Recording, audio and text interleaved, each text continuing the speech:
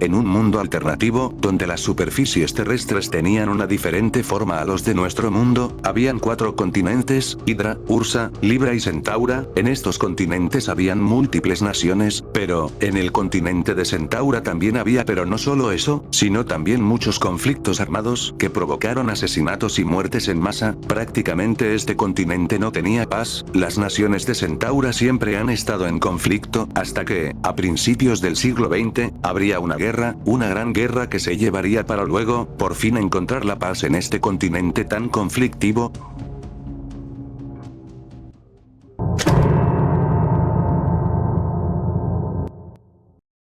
En el oeste y sur de Centaura, existía una nación, llamada la Confederación de Corvus, o simplemente Corvus. Corvus era una nación muy rica en minerales, debido a su parte sur. Corvus del Sur era el principal sector productor de carbón y hierro, así como agrícola. Antes de 1886, Corvus había comenzado a industrializarse utilizando su sur rico en carbón. Las ciudades comenzaron a utilizar máquinas de vapor para generar electricidad, y todas ellas funcionaban con carbón. En 1882, el 80% de los principales centros urbanos se habían convertido para funcionar con generadores de vapor. La electricidad fue una gran cosa para los Corvus. Con la abundancia de carbón del sur de Corvus, parecía que todo podría funcionar con electricidad durante mucho tiempo.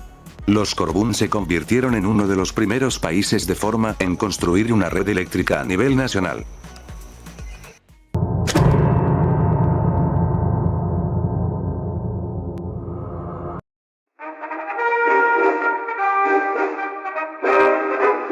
Al lado de Corvus, existía el Imperio de Cetus, un país en desarrollo cuyos principales objetivos eran explorar el océano Inanis, pero lamentablemente fue en vano. El país de Cetus existió principalmente como una nación pesquera neutral durante una gran parte de su existencia. Más de un milenio después, en la era de la conquista y el imperialismo, el Imperio Cetan se aliaría con el recién formado Imperio Antareano para expandirse hacia el este, conquistando y absorbiendo muchos estados más pequeños. Esta conquista oriental continuaría hasta que las fuerzas cetanas se enfrentaran al poderoso reino de Aquila. Después de un choque menor, los dos estados firmaron el Tratado de Perse, estableciendo una línea fronteriza y relaciones amistosas entre las dos naciones que persistieron hasta la Guerra Centaura. Después de la compra de tierras de parte de Cetus del Sur por parte de los Antareans, estas 3 fronteras permanecieron relativamente sin cambios durante los siglos siguientes.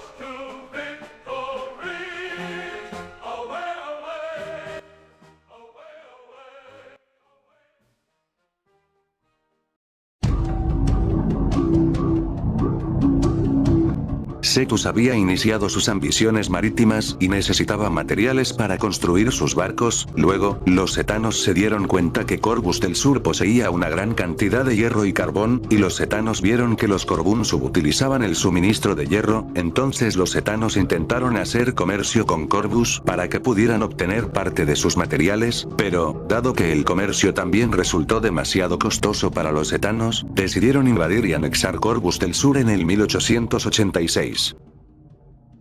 Cetus le declara la guerra a Corvus.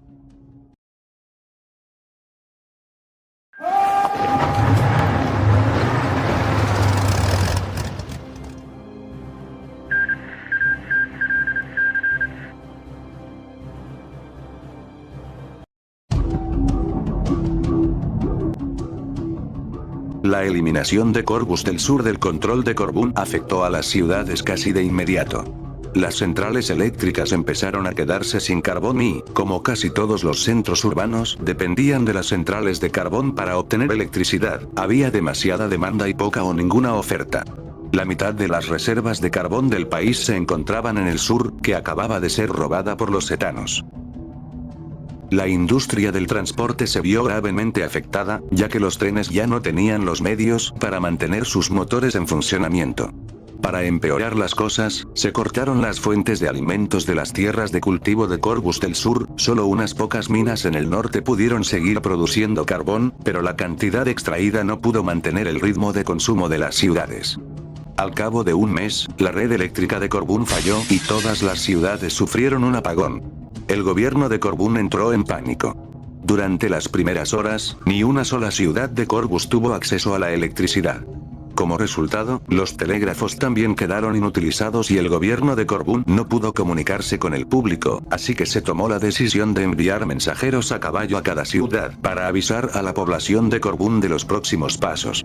En resumen, la electricidad ya no estaba disponible y los ciudadanos ahora tenían que usar velas o lámparas de gas viejas y obsoletas para iluminarse. Los electrodomésticos no funcionaban y el gobierno no estaba seguro de cuánto duraría el apagón. Terminó durando décadas. Durante la primera semana, los ciudadanos no pudieron vivir una vida normal. Como los trenes estaban inoperables y no podían llevar alimentos en masa a las ciudades, el precio de los alimentos empezó a subir. Al cabo de un año, el pan y las verduras crudas eran los únicos alimentos en el mercado. Los restaurantes ya habían cerrado, al igual que la mayoría de las empresas, todo era un caos en el país, la demanda cada vez subía más y la oferta ya era inexistente. A medida que los precios siguieron aumentando, también lo hizo la tasa de criminalidad. Los Corbuns, desesperados por dinero y comida, comenzaron a recurrir a la violencia para conseguir lo que necesitaban. Los almacenes de alimentos fueron asaltados y saqueados, e incluso asaltaron a personas al azar en las calles. La comida se volvió casi tan valiosa como el dinero, si no más.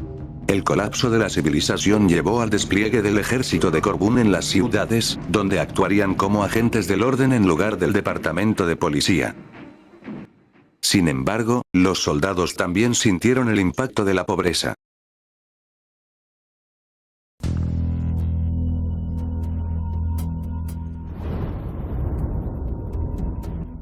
En 1907, se reunió suficiente información de inteligencia para determinar que el ejército setano estaba críticamente falto de efectivos. Creyendo que era un juego de números, los generales del ejército de Corbún decidieron que el mejor curso de acción era recuperar Corvus del Sur. Un año después, en 1908, Corvus le declara la guerra al imperio de Cetus, tal como en los viejos tiempos. Congress declare that since the unprovoked and dastardly attack by Japan on Sunday, December 7th, 1941, a state of war has existed between the United States and the Japanese Empire.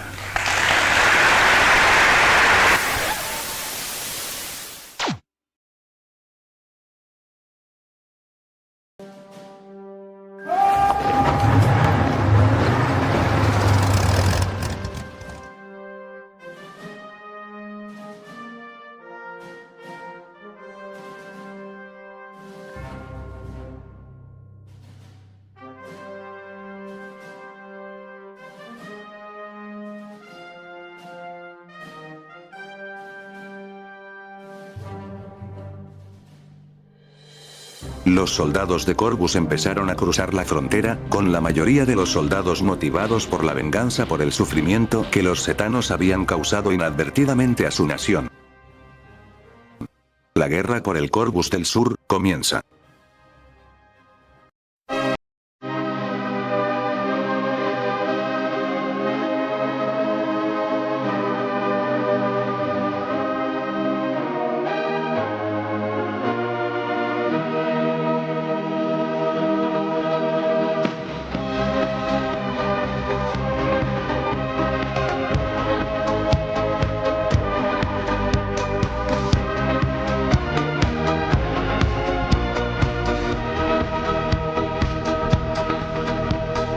La ofensiva inicial de Corvus fue exitosa y tomó partes del territorio perdido. Sin embargo, Cetus finalmente logró mantener la línea, lo que provocó que la guerra se convirtiera en una guerra de trincheras. Las defensas fronterizas entre Corvus y Cetus se habían relajado durante las décadas anteriores, por lo que los Corvún pudieron tomar el control de esas defensas. Varias minas ubicadas en las regiones del norte de Cetus fueron recuperadas y puestas en uso, mientras los Corvún continuaban luchando hacia el sur.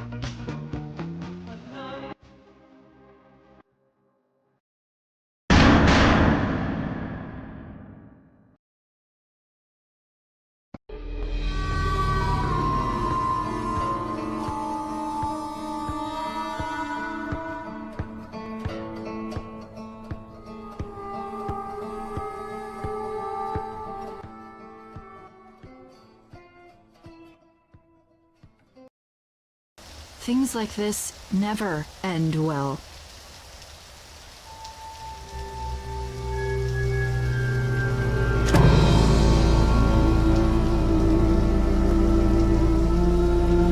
Blackton es una ciudad en auge ubicada cerca de la frontera norte, hogar de empresarios y familias de mineros del carbón. En este lugar se originaría la primera batalla de la Guerra de Corvus del Sur, la Batalla de Blackton. La población de la ciudad no recibió ninguna advertencia de la invasión de Corvún, lo que provocó que muchos civiles quedaran atrapados en el fuego cruzado. Sin embargo, la mayoría logró evacuar sus hogares y huir hacia el sur. Este es también el lugar donde se desarrollaría la novela Las Minas. El ganador de esta batalla fue Corvus, ya que los soldados setanos decidieron retirarse, ya que las fuerzas Corvún eran más fuertes.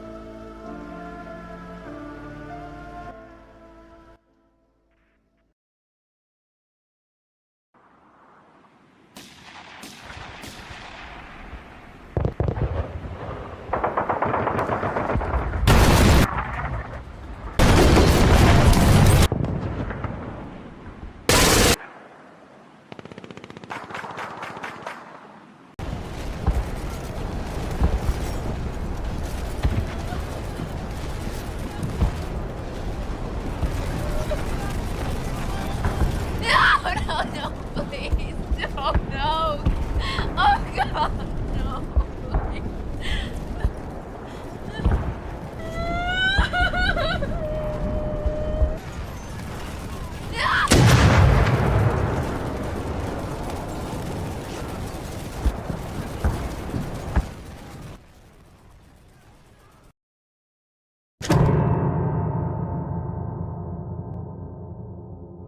Aunque los setanos tenían una ventaja significativa en el mar, su armada se enfrentaba a una amenaza formidable en la forma de la artillería costera de Corvus. Respaldado por apoyo naval, el ejército setano avanzó rápidamente a lo largo de la costa, penetrando profundamente en el territorio natal de Corvus. Entre las formidables unidades de artillería pesada de Corvus, la batería Q se alzaba como un obstáculo destacado para el dominio naval de Cetus. La estrategia de batalla implicó que el ejército setano lanzara una ofensiva para interrumpir el funcionamiento de estos cañones costeros. Simultáneamente, la marina brindaría apoyo a las tropas terrestres, aprovechando la desviación de la atención de las fuerzas de Corvún causada por la invasión terrestre. Sin embargo, el plan tenía fallos importantes. Había una falta de comunicación entre las unidades del ejército y la marina, y como no había radios en esa época, el ejército dependía de pistolas de bengalas para indicar cuándo y dónde bombardear. Las órdenes de la marina eran bombardear los objetivos indicados una vez que el ejército diera una señal. El Sismira sería el acorazado de apoyo durante este ataque, pero la tripulación no había sido adecuadamente informada del plan de señalización. Con la confusión sobre cuándo disparar, los marineros y oficiales a bordo decidieron centrar el fuego dondequiera que el combate en tierra pareciera más evidente. Esto provocó muchas bajas en el lado de Corvún, pero los soldados setanos también fueron volados por fuego amigo. Sí, te mataron los de tu propio bando, jefe. El ejército disparaba bengalas en su desesperación para evitar que la marina bombardeara a sus hombres, pero Mira no sabía lo que significaban las bengalas, por lo que se apegaron a su plan de bombardear dondequiera que vieran disparos. Aunque costosa, terminaría con una victoria de Cetus.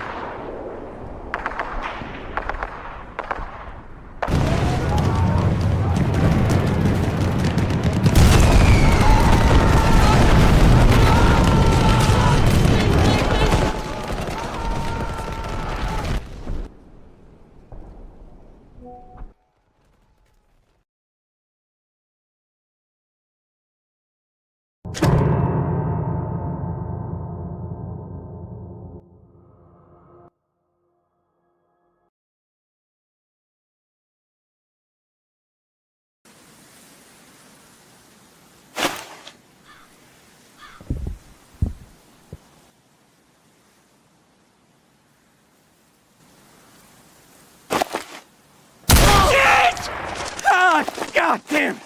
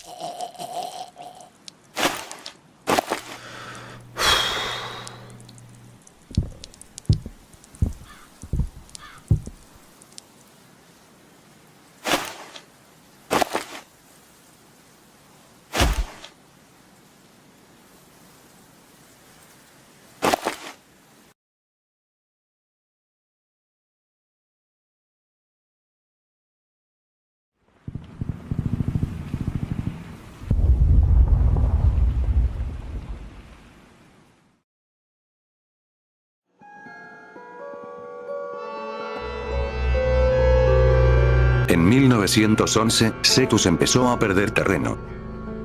Si bien su ejército estaba bien equipado, la escasez de mano de obra se hizo evidente, dado que la mayoría de su personal militar servía en la marina.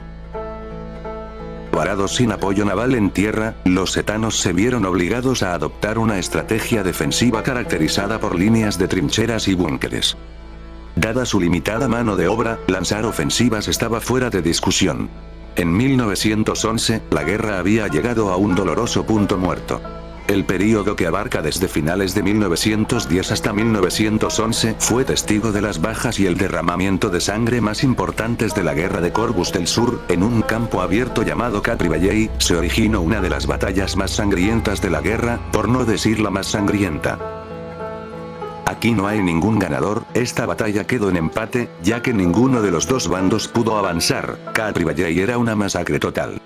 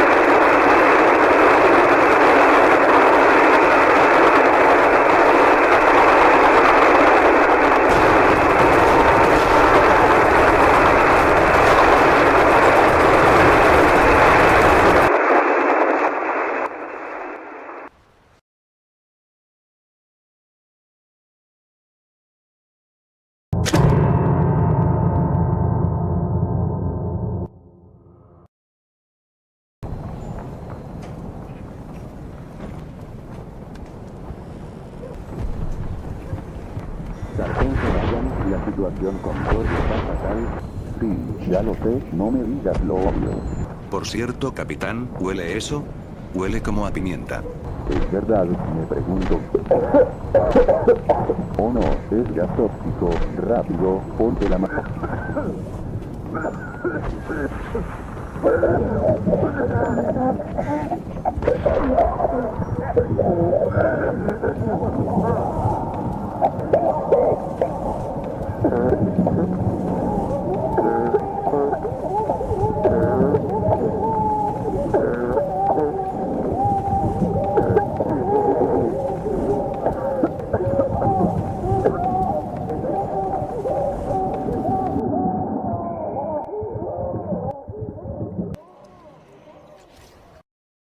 Los estancamientos de 1910 llevaron a los Corbún a recurrir a una nueva arma con la esperanza de romper las defensas setanas. El cloro gaseoso. Esta arma comenzó como una sustancia química industrial utilizada en el centro de las ciudades para fines sanitarios, aunque resultó devastador cuando se reutilizó como arma. Sin embargo, los setanos pronto desarrollaron contramedidas como máscaras de gas y filtros para proteger a sus tropas, inicialmente tomados por sorpresa por la introducción de cloro gaseoso. Los setanos sufrieron importantes reveses y perdieron kilómetros de territorio.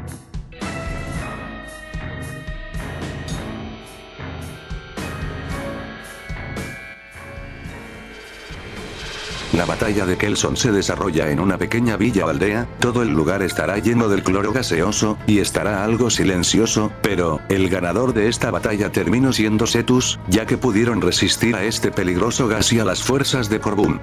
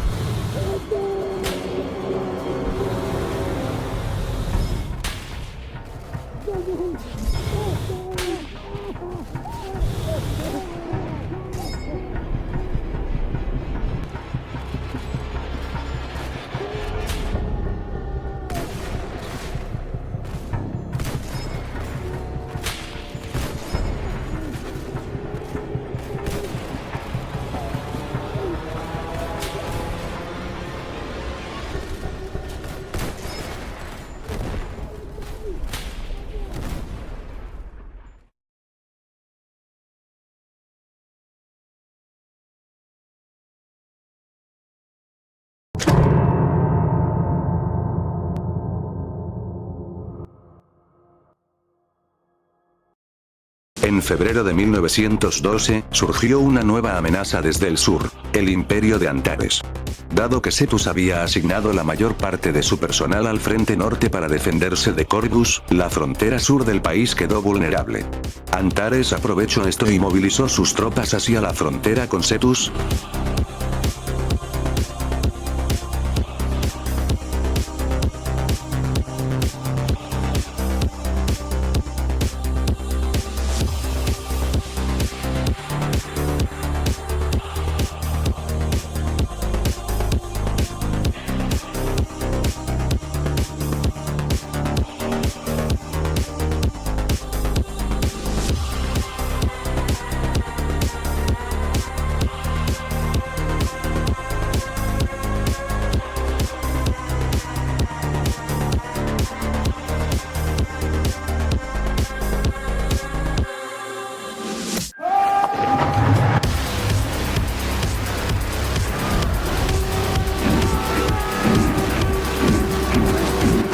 llegada de la invasión antariana obligó a los etanos a trasladar sus recursos hacia el sur, reduciendo efectivamente a la mitad sus capacidades defensivas en ambos frentes. Cuando los etanos se vieron enfrentados a dos naciones enemigas con números limitados, la moral entre los soldados comenzó a decaer. La primera batalla que tuvo Cetus con Antares se originó en una granja ubicada en el sur de Cetus. El enfrentamiento se nombró como la Batalla de Mons Planus. Esta batalla terminaría con una victoria antareana. Cetus estaba a punto de colapsar.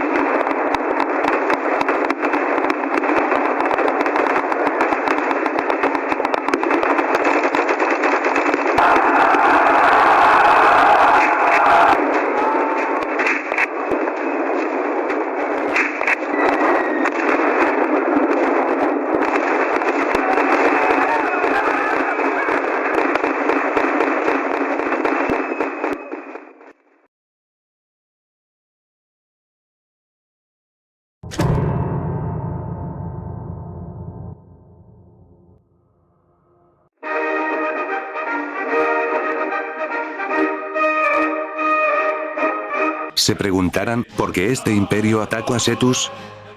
Bueno, antes de eso, tenemos que conocer un poco más a esta gran nación. El Imperio Antares es uno de los imperios más antiguos del continente de Centaura. El linaje imperial Tau ha estado en el poder durante siglos y ha traído al país un período renovado de fuerza y nacionalismo. La nación está extremadamente orgullosa de su fuerza militar y a menudo se enseña a la población que su pueblo fue elegido por los dioses en las estrellas. El servicio militar es obligatorio para las personas capaces y se considera un gran honor. Como reflejo de las creencias e ideologías de Corvus, los Antareans y Corvuns eventualmente firmarían una alianza mutua entre sí. Antares se mantendría fiel a la alianza con Corvus, invadiendo las regiones del sur de Cetus, con quien los Corvun habían estado en guerra en ese momento, y finalmente superando por completo a la nación junto a Corvus en 1912.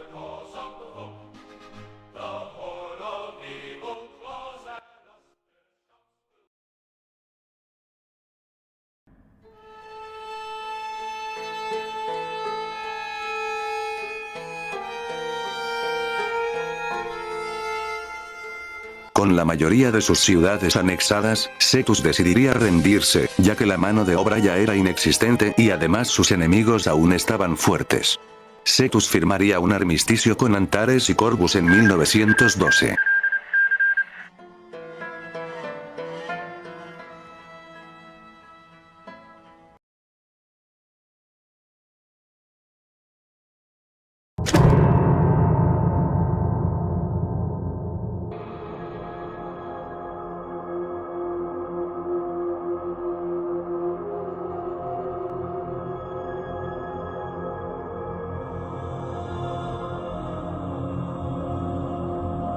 El estuario de Witemout, que desemboca en el río Witemout, era una de las zonas costeras menos conocidas de Cetus. Esto se debe al hecho de que estaba situada entre dos ciudades más grandes, Sandkirk y Carran. Sin embargo, el desarrollo de Goldcrest Square en el siglo XX atrajo a más visitantes a la zona. La plaza era conocida por sus numerosas tiendas y restaurantes. Muchos de los propietarios de negocios y empleados en Goldcrest vivirían en Sandkirk o Carran, y usarían un automóvil o el tren todos los días para viajar a su lugar de trabajo. Volviendo a la guerra, cuando Cetus se rindió y terminó siendo anexada, su marina todavía permanecía en el mar. Cuando los marineros se enteraron de la rendición de Cetus, ellos no pudieron aceptar que su país dejara de existir, así que desembarcaron en el estuario de Witemout, con el objetivo de recuperar un territorio para luego seguir avanzando y volver a levantar a Cetus. El desembarco fue todo un éxito. Los pocos soldados antareanos que estaban vigilando fueron sorprendidos por el repentino ataque, así que retrocedieron para defender los pocos sectores que quedaba. La batalla la terminaría ganando Cetus, pero poco después llegarían refuerzos de Antares, derrotando a Cetus. Oficialmente, Cetus dejó de existir.